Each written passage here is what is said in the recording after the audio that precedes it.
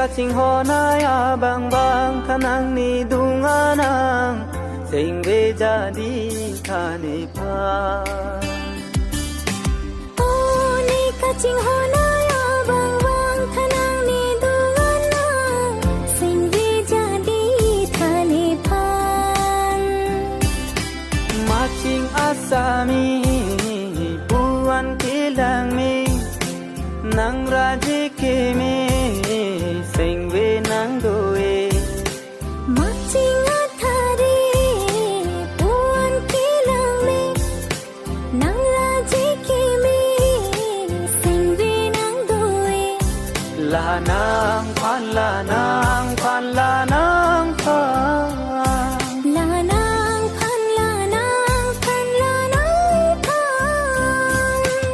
oh ni kaching hona ba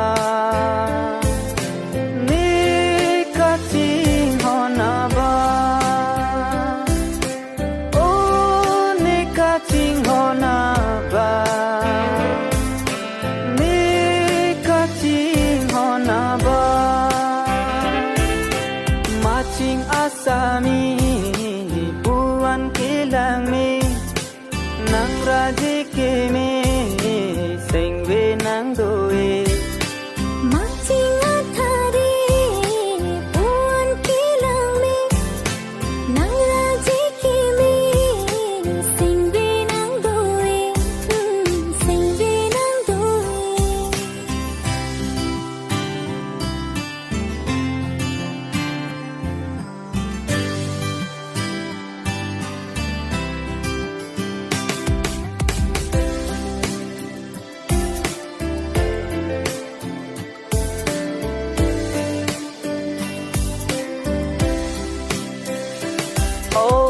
rojura penang penne itung kating hon ko anno ne bontanon la son ke avide lang penne asimbon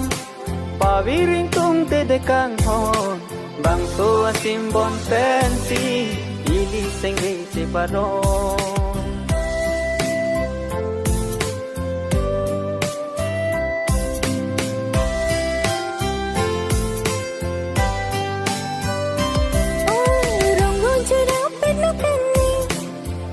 kaching hon ko anno ni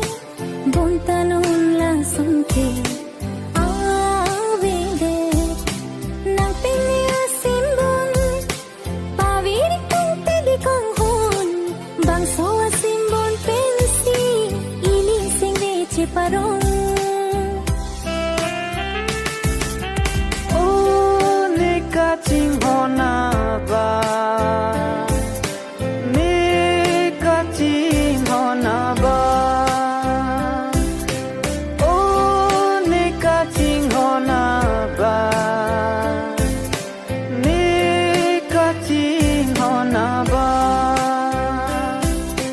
maching asami